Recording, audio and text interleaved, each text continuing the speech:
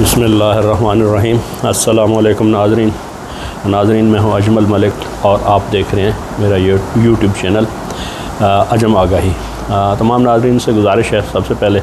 Channel को subscribe कर लें और वीडियो दोस्तों के अंदर शेयर कर दिया करें। तो नाज़रीन, आज हम बिला ताख़ीर अपने मौजू की तरफ आते हैं और ये आजकल मतलब ज़बान ज़ाबिद आम भी है और इसके ऊपर ख़बरें भी बहुत गर्म हैं। बल्कि हमारा यूँ समझ लें कि हुकूमत और अपोजिशन और इलेक्शन कमीशन इसके ऊपर आजकल एक समझ लें कि एक जिसको कहते हैं कि मैदान कारज़ार बना हुआ है। EVM इलेक्ट्रॉनिक वोटिंग मशीन, मतलब इसके ऊपर बात की जाएगी। तो इसमें जैसा कि हमें से हर आदमी जानता है कि ये हमारे अरसा दराज गुज़र गया जब से पाकिस्तान बना है, तो उस वक्त से हमारे ये जो वोटिंग का सिस्टम है आज तक मैं कहता हूँ सिवाय एक दो जो इलेक्शन है हमारी मुल्क की तारीख के, इसके अलावा सारे डिस्प्यूटेड रहे हैं। उसकी वजह यह है कि वो जो हारने वाला है वो हमेशा अपनी हार तस्लीम नहीं करता था और उसमें धांधली का इल्ज़ाम लगाता था, और जीतने वाला अपनी उस जीत को मतलब अपनी कामयाबी समझता था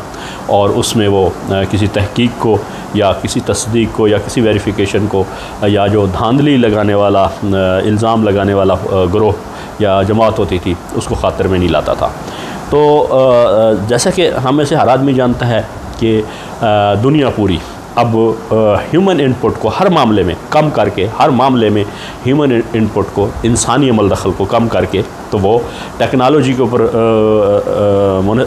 इन्हसार कर रही है। उसकी वजह यह है कि ज़ाहिर है ये जो टेक्नोलॉजी है वो ना किसी की मैं कहता हूँ तरफदार होती है, ना वो किसी की उसमें मैं कहता हूँ कि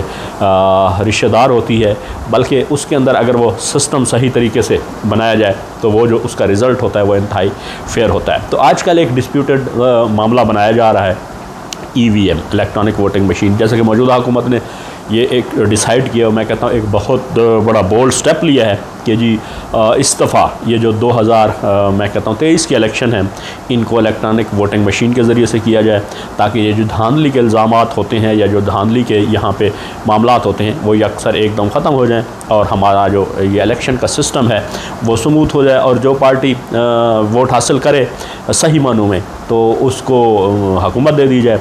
और जो हार जाए तो वो अपनी हार तस्लीम करें। अब इस पे इतराज़ात बहुत सारे किए जा रहे हैं, बल्कि एक तो मैं कहता हूँ ये हमारे इलेक्शन कमीशन ऑफ पाकिस्तान के ऊपर बहुत बड़ी हैरत होती है। अपोजिशन वाला तो मामला ये है कि मैं कहता हूँ कि ये हमारा एक क्लियर स्टांस है, और हम जब इमरान खान के साथ खड़े हैं और ये जो तब्दीली के काज को सपोर्ट कर रहे हैं तो हम समझते हैं कि हमेशा हर वो काम जिसके अंदर ख़राबी थी, जिसके अंदर मैं कहता हूँ मुल्क की दुश्मनी थी और जिसके अंदर हमेशा वो 2 साल धांधली थी, तो साहब का ये 40 साल के अदवार के अंदर यही कुछ होता रहा। तो अब ये सबसे बड़ी इसमें तकलीफ़ और परेशानी तो अपोजिशन को हो रही है, इसलिए कि ये जो इलेक्ट्रॉनिक वोटिंग मशीन है अगर ये सही तरीके से इम्प्लीमेंट हो गई और अगर 2023 के इलेक्शन इस इलेक्ट्रॉनिक वोटिंग मशीन EVM के ज़रिए हो गए तो फिर मैं कहता हूँ कि इनकी जो मौत है, सियासी मौत, वो हमेशा के लिए मतलब इनको दफन कर दिया जाएगा। फिर में वो कहते हैं ना कि जी यहाँ इनका कोई नाम लेने वाला नहीं होगा। अपोजिशन और ये जो साबका अदवार की जितनी एक रिजीम है उनको तो सबसे बड़ा ये एक डर और खौफ ये है जिसकी वजह से वो इसकी मुखालफत कर रहे हैं। हालांकि हुकूमत ने मतलब पार्लियामेंट के फोरम पे और इसके हर जगह पे उस मशीन को पेश भी किया है और हर तरह की पेशकश की है कि अपने आप एक्सपर्ट लें, माहिरीन लें, इसको चेक करें और इसके अंदर कोई ख़राबी है तो आप अपनी सजेशन दें, लेकिन वो यकसर इसके ऊपर आती ही नहीं, इसलिए कि साबका 40 सालों से इन्होंने बारियां लगाई हुई थी, वोट तो बराए नाम होते थे। ये मतलब एक उन्होंने बांटी हुई थी कि ये 5 साल आपके और अगले 5 साल हमारे, और फिर ये जिस तरह रूरा कुश्ती जारी रहती थी, जो अपोजिशन में आ जाता था वो इल्ज़ाम तराशियाँ करता रहता था और जो हुकूमत में होता था वो मज़े उड़ाया करता था। तो अब इनको नज़र आ रही है कि इनकी हमेशा के लिए सियासी मौत है अगर इसमें क्या कहते हैं ये वोट हो गए, तो इसमें ज़ाहिर है इनके जीतने के चांसेस इसलिए नहीं है। एक तो मैं समझता हूँ ज़ाती तौर पर इनके साथ ये जो साबका अदवार की 2 रिजीम्स हैं, बड़ी पार्टियाँ हैं, इनके साथ जो पढ़े लिखे लोग थे, जो समझदार थे, जो तबका एक मैं कहता हूँ कि समझता था मुल्क की मफाद को, वो तो यकसर उन्होंने इमरान खान के साथ आके खड़े हो गए और उन्होंने ये 2018 के इलेक्शन में उसको सपोर्ट किया और हमेशा से फिर हर मामले पे उन्होंने इसको सपोर्ट करते रहे और आज तक भी कर रहे हैं। तो वो लोग जो हट धर्म थे और जो मैं कहता हूँ जिनके अंदर ठीक है 100 साल पढ़े लिखे होंगे, डिग्रियाँ होंगी, लेकिन लिटरली वो जाहिल जो एक तबका है वो इनके साथ खड़ा है, जो हमेशा धोस और धांधली से इनको लेके आता था, इनके आलाकार बनते थे और फिर साला साल इनसे फ़वायद उठाते थे। अब वो लोग उनके साथ खड़े हैं। अब देख लें दुनिया भर के अंदर हर चीज़, हर इदारा मतलब इसके अंदर टेक्नोलॉजी के ऊपर जा रहा है। जैसे मैंने पहले अर्ज़ किया कि हमेशा ह्यूमन इनपुट के अंदर बायसनेस भी होती है, मतलब तरफदारी भी होती है, लेकिन मशीन के अंदर, कंप्यूटर के अंदर ऐसी कोई चीज़ नहीं हो सकती। हाँ, उसको भी बैड इंटेंशन के साथ उसको ख़राब किया जाए, उसके अंदर ऐसी कोई चीज़ डाली जाए तो फिर वो मुमकिन है। अब ये इसमें इलेक्शन कमीशन भी उनका एक फ़रीक बन गया है कि मतलब जिसका काम है कि हर इनोवेशन को अडाप्ट करे और ये जो धांधली के मामलात हैं या ये जो इलेक्शन के अंदर बार बार डिस्प्यूट पैदा होते हैं और साला साल झगड़े चलते हैं, इनको मिनिमाइज़ करने के लिए उनको चाहिए कि टेक्नोलॉजी का सहारा लें और ये जो इलेक्शन का पूरा सिस्टम है इसको टेक्नोलॉजी के ऊपर लेके आएँ, वो इसके इतराज़ करें। और इतराज़ात ऐसे भूडे हैं कि मिसाल के तौर पर वो कहते हैं जी मशीन का सॉफ्टवेयर चेंज कर दिया जाएगा, हो सकता है। फिर ये कहते हैं कि जनाब अली उसकी प्रोग्रामिंग चेंज हो जाएगी। फिर ये इसकी सिक्योरिटी का इशू है। फिर ये कहता है जी कोई एल्फी डाल देगा तो बटन मतलब ख़राब हो जाएंगे। इस तरह की भोंडी मतलब बातें जिसका कोई जवाज़ नहीं है। मैं कहता हूँ दुनिया भर के अंदर ये जो फाइनेंसिस का या मैं कहता हूँ मालियात का निज़ाम होता है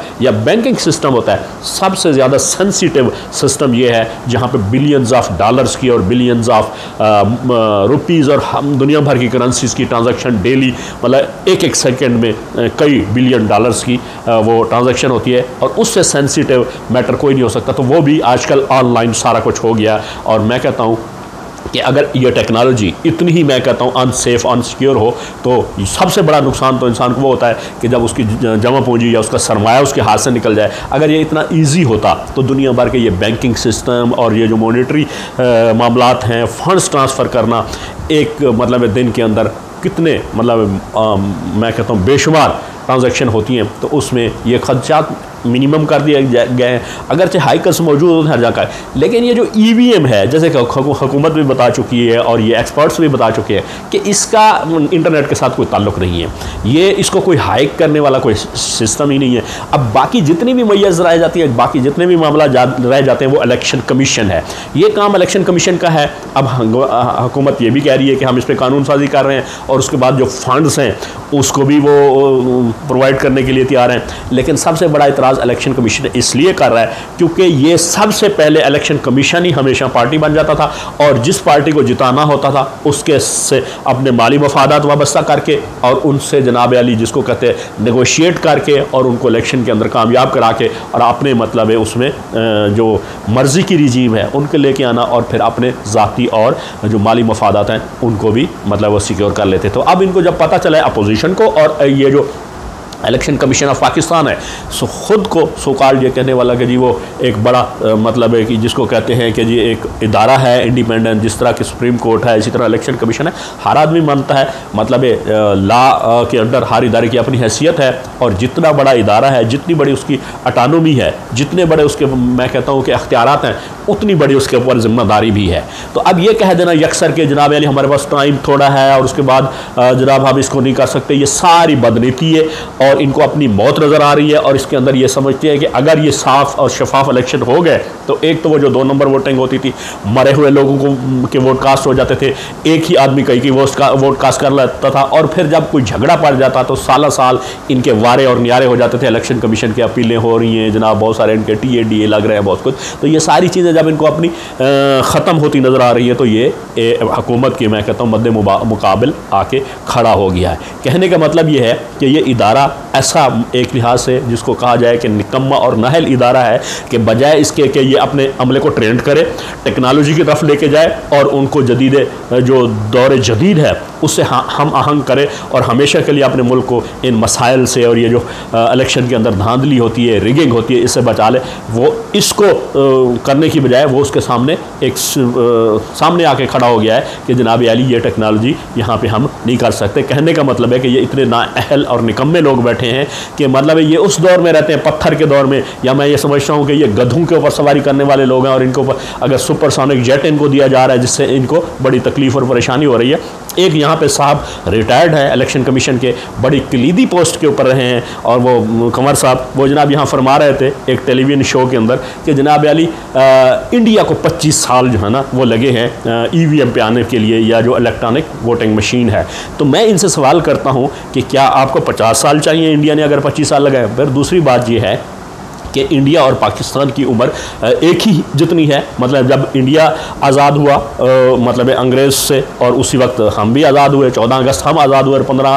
अगस्त को इंडिया वाले आज़ादी मनाते हैं। तो उन लोगों ने 25 साल मेहनत करके तो वो उन्होंने EVM पे आ गए, हालांकि उनकी आबादी पॉपुलेशन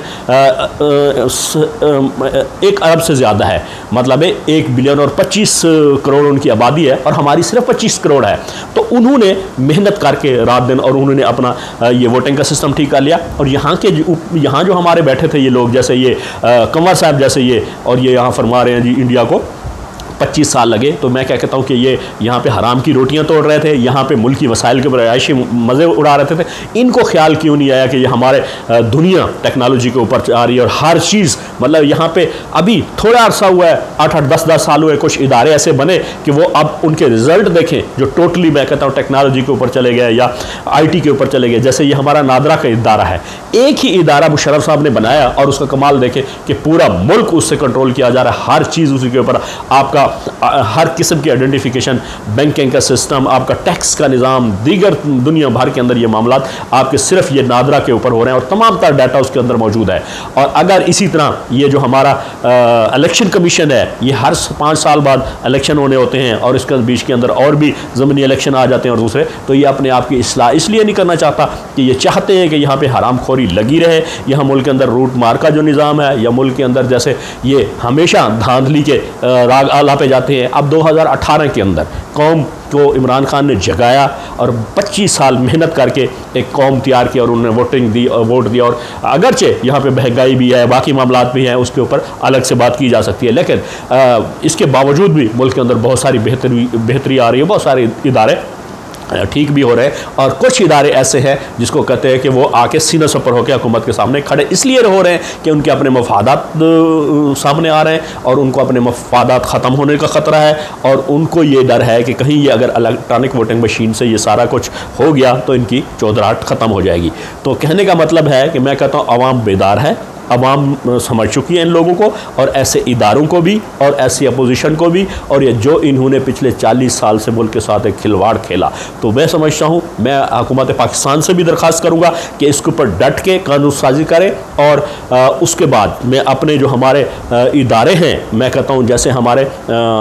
ताकतवर इदारे जिनका नाम नहीं लिया जाता और जिनका मैं कहता हूँ कि किरदार है कानून साजी के अंदर भी, हमारे मुल्की मामलात के फ़ैसलों के अंदर भी, अहम फ़ैसलों के अंदर, मैं उनसे रिक्वेस्ट करता हूँ, दरख्वास्त करता हूँ कि ये जो EVM का मामला है, इलेक्ट्रॉनिक वोटिंग मशीन, ये जो इदारा इलेक्शन कमीशन इसके अंदर आड़े आ रहा है और इसको ये चाहता है कि ये इस इलेक्शन साफ़ और शफाफ ना हो, तो इनको मैं कहता हूँ कि जिस तरह भी मुमकिन हो कानून के ज़रिए या ज़ाहिर है मुल्क के अंदर कानून के ज़रिए से ही होगा, इसको हर हाल में ये मुमकिन बनाया जाए कि ये 2023 के जो इलेक्शन है ये EVM के ज़रिए या इलेक्ट्रॉनिक वोटिंग मशीन के ज़रिए होने चाहिए, ताकि मुल्क के अंदर ये जो धोस और धांधली का